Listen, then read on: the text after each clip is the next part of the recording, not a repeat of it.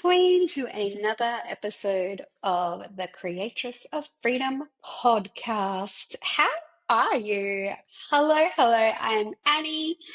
I'm so happy that you're here and taking some time out of your day to tune in to today's episode. So I'm also the former podcast host of According to Annie. Depending on how long you've been here on this journey with me, if you are new, hello, hello, welcome. I'm so happy that you're here. If you're an OG, welcome back, Queen. You know I love you. All right, let's delve into today's conversation because I think that this is a really, really powerful conversation that we could have. And that is about, can your business handle unexpected challenges that might arise? And if that answer is no, then there's a good reason why you're listening to this episode, right? Because this has just recently happened with one of my private clients, but it also happened in my business as well. And so I want to share a little bit around the challenges that I recently experienced, and also some challenges that one of my private clients was also experiencing in the heat of December, right? The heat of December, being a salon owner, this particular private client is a salon owner, and experiencing severe unexpected challenges whilst you're navigating your busiest time of year really shows what type of business model you have created. And so I want to share a little bit about that. So first of all, before we jump into this episode, I would love for you just to reflect, like, would your business allow you the opportunity to take time off with unexpected challenges? Would it allow you the financial freedom, the time freedom to be able to redirect your week and navigate it with ease without feeling like it would create chaos, without feeling like you have to try and play catch up? And if the answer to that is no, then you are in the right place, because today we're going to talk a little bit about what has happened for my clients that has allowed them to deal with unexpected challenges, and also in my own business as well. So first of all, I will share a little bit about my own experience that recently happened. And that was when I went back to Australia. So depending on if you've listened to the previous episodes that I recorded around my expansive fucked up trip back to Australia, will depend on how much you know what went on, right? So if you haven't listened to that episode, I recommend that you go and have a tune into that one, because fuck me, it was the biggest challenge going back to Australia for so many reasons. But I think one thing that's not often talked about enough is, when you are a business owner, how you have to still show up in your business, right? You still have the day-to-day operations that still have to run and still operate. And yet, you're still a human being at the end of the day that is emotional, that is experiencing just life and trying to navigate what it all looks like, but you're also still trying to hold it together. And I think this is not talked about enough, which is why I wanted to have this episode today and chat this out, because you are human at the end of the day, and shit does go down, and things just happen that are unexpected, that we have to learn to navigate, and we have to learn how to balance and juggle it all, and allow ourselves to also feel what it is that we are feeling as well. So no, you're not alone if you are navigating different challenges right now. But when I went back to Australia, I planned on podcast recording. I planned on, still emailing and still creating content and, still showing up the exact same way that I would as if I was back home in Greece. But when I got to Australia, there were so many unexpected challenges that arose that really stopped me from consistently showing up the way that I would if I was at home with no interruptions. So I still did show up, right? And I still had client calls, and I still had coaching calls, and, I still created social media content, and I still also had my uh, the admin side of things still happening, but it was definitely not as full on as what it would be if I was back home in Greece without having interruptions. And so this, whilst this was challenging the fuck out of me, and I honestly felt like I was at capacity towards the end of my trip where I was like, I don't know if I can take much more of this. This is a lot. And like I'm still trying to show up for my clients. And, I think it's really hard in the coaching space because you are seen as an authority. And sometimes we as coaches get this mentality and this expectation that we put on ourselves of how we still have to show up as almost as if we are not human, and we are supposed to just like, put a brave face on and just like kind of shut down life and just show up as a robot. I know that I definitely have come a very long way with that, but there is still that part of like, these clients are investing in me because they see me as someone that, has walked the path. But I think there's also a beautiful, beautiful path to show them what it gets to look like when you are navigating challenges, and when you are navigating challenges, what you need to do in order to support yourself. And so through those challenges that I was navigating, I, number one, had to just release any of the expectations that I was putting on myself about the workload that I would normally take on. So I stuck with what was on my calendar. I showed up. I kept it very real with my clients as well. And they got to witness a lot of how I was navigating things. I'm very open in my spaces, and I share very vulnerably with them the things that I'm navigating and the things that I'm working through before I share them publicly, because these are my paid clients and I love to show up that way for them so that they can see in real time. Because as a student, I wished that I had seen more of that in my mentors. I wished that they had shown me how they were navigating unexpected challenges, but you never seen it because they want to try and keep this authority in place, that they don't show you the highs and the lows of what goes on in business. And I never want to be that mentor. So inside my spaces, you will witness the real and the raw and the vulnerability, and I bring my humanness to the spaces, because I think that's really important for you to see that how I navigate and what I'm doing, because when you're in those situations, you're also going to be able to implement similar things, right? And so I kept it very real with my clients, and I expressed to them, what was happening and how I might not be as active in our Slack channels as what I would normally be at home, because I'm navigating sicknesses and deaths. And I'm now sleeping over at my grandma's house, and I'm living in a household with 4 other children. And, life is just a little bit different right now. And my clients were so beautiful because I was kept it real with them. And they're like, yeah, totally. Like, don't stress. Like, we know you're here when you need us. And so, we know that you're here when we need you. And yeah, you don't have to, show up in all of the glory that you would normally without these unexpected things going on.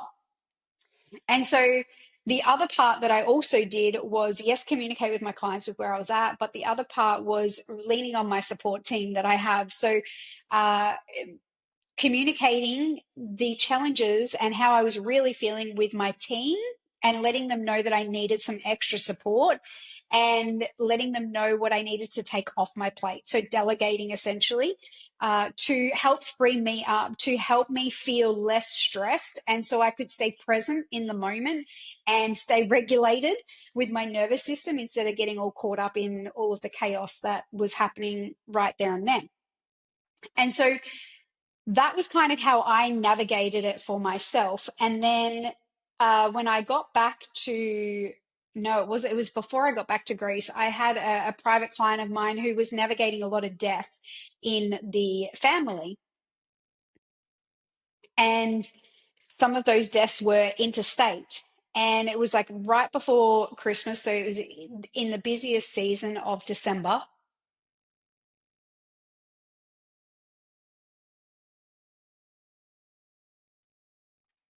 And she said to me, I've had to do a flying trip up to Queensland to say goodbye to her grandfather that she'd had the phone call to say that it was time, right?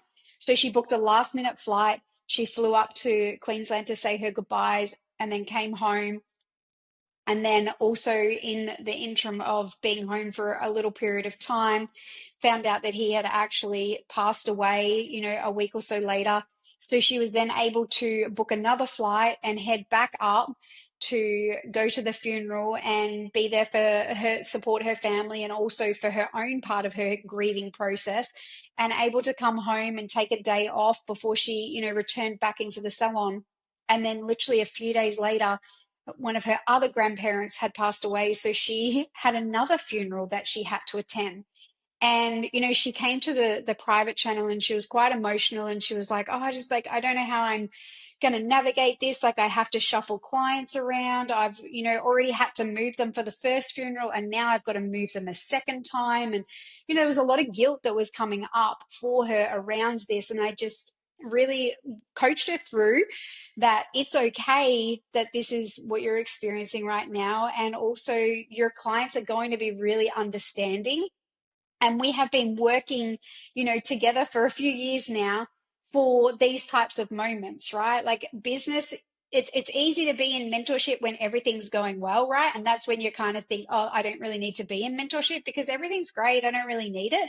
But it's when those pivotal moments happen where it's so nice for you to be able to have that support and be able to just be like, oh my gosh, this is what I'm experiencing, this is what I'm navigating, what do I do, right? Where do I even start? And so we broke it right down, and we did the delegating. So we delegated things off to her team. We went through clients and shuffling clients and how to have those conversations with particular clients that she needed to shuffle a second time round. And I said to her, at the end of the day, if your clients are not willing to pivot and move with you while you are dealing with these unexpected challenges, then they don't deserve to be a part of your salon, because this is not just a random thing that you've decided, hey, I want to have a sleep in and I'm not coming into work today. Like, these are deaths in the family, and these are things that you have no control over. And these clients should respect that, right? And if they don't respect that, then is that the type of clientele that you actually want to have in your business? Anyway, turns out all her clients were beautiful. I mean, of course they were. And everyone was really accommodating and helped work in and navigate, where she was at. And I said to her, I really want you to reflect on how amazing this is, right? Not the fact that she had 2 deaths in the family within I think it was literally within like under 10 days. But the fact that you've created a business that allowed you to jump on a plane pretty much straight away to go and say your goodbyes, and then to literally a week later jump back on another plane and be able to go to the funeral, to have your grieving process, but then also to be there and support your family and your siblings and your dad through the grieving process that everybody else was also navigating as well. So I said to her, like, I really want you to celebrate the business model that you have created for yourself. We've been working hard to put the systems and put the policies and the procedures in place for these moments, right? You don't realize how well oiled your business model is until you are experiencing unexpected circumstances that have all of a sudden created this ability for you to do what is needed most, right? And what your priorities are and what's most important to you. And so in those moments, what was most important was having the time freedom to not only jump on a plane last minute and go and do the goodbyes and go to the funeral, but the financial freedom as well, being able to book a flight and head up both times, right? Like, this is the dream. This is what we dream of. We dream of having a business that creates this freedom and flexibility that allows you to really focus in on what matters the most to you. And I know for me, like, knowing that my grandma in Australia is, not 100% well and is going through chemotherapy right now to address a cancer that she has, knowing that I could potentially jump on a plane tomorrow if I needed to, I've built a business that allows that. And these are my priorities, just like my client, her priorities, family is one of her biggest core values, right? And so this is why it's so important for you to build a business that does allow for those moments where unexpected challenges do arise and you can stay true to your core values. And so if your business does not allow that, where you get to stay true to your core values, you need to reevaluate the way that you're operating your business right now, because it shouldn't be like that. Your core values should be uh, not determined by your business. Yeah, you should be able to focus in on those and have the business pivot and move with whatever unexpected challenges may arise. So, if this is, as we're having this conversation, I want you to think about if you had a family member that was sick, if you had unexpected funeral costs from a loved one. You know, like I know my grandma was not able to financially afford to give my grandfather the proper send off that he needed in order to cover the funeral costs. So financially, I was able to contribute to that. So, you know, if that happened in your family, would you be able to be that person? I know that my dad and my parents couldn't financially contribute. Nobody else could financially contribute to it. And so what a gift it is that I had built this business that created this freedom and financial freedom where I could actually do what matters most, right? And so, where are you at with that? Do you feel like you would have that freedom and flexibility? And if you don't, then, and that is important to you, then this might be time for you to start to shift the way that you are doing business and start to really build the business in alignment with what your values are. Just like my client, that her core value is family, right? And so, not working on the floor crazy hours instead of spending time with her little one, like that, they were her core values. You know, as we're working together, her values are deepening and slightly changing, and the business model is also adapting to that. And this is also where we need to continue to grow and evolve as humans, but we also need to allow and give permission for our business to also change as well. So I really hope that, you know, this conversation is really bringing awareness to what your values are, what is important to you, and the way that she was able to deal with those unexpected challenges was because of everything that we have been implementing over the last few years with policies and systems and procedures and delegating and managers and leading her team in feminine leadership and knowing her financials and getting on top of that, knowing exactly whether she could afford to be able to go on this, you know, these unexpected challenges that have popped up. All of these things have been a compounding effect over a long period of time. Yeah.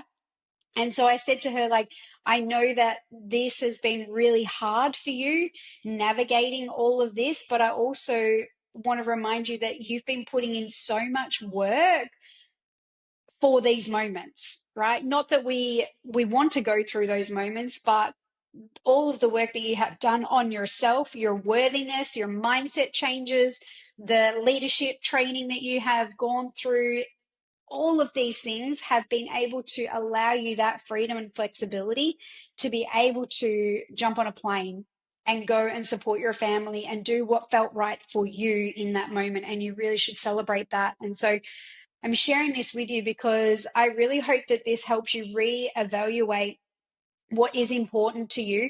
And like I said at the start of this, that if your business would not allow you to handle unexpected challenges or unexpected circumstances, life circumstances that pop up, then it might be time for you to reevaluate where you're at in business, because business should not be feeling restrictive. It should be creating ease and flow in your life.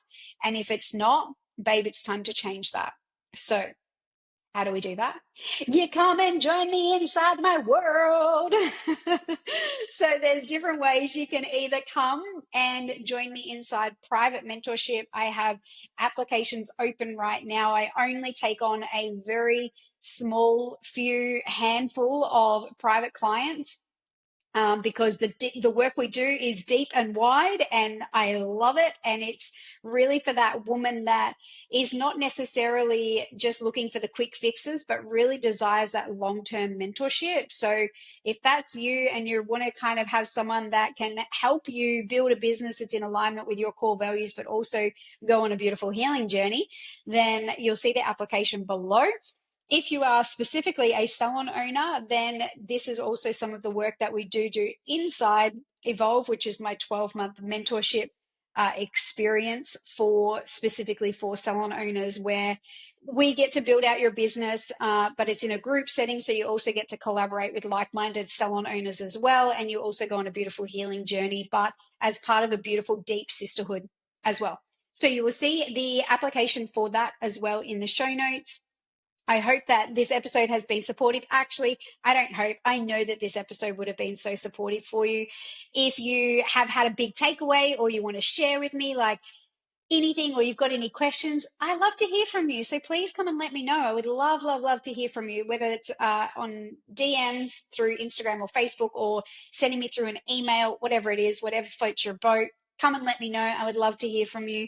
And I hope that you have the most beautiful day wherever you are in the world right now. I'll talk to you soon. Bye for now.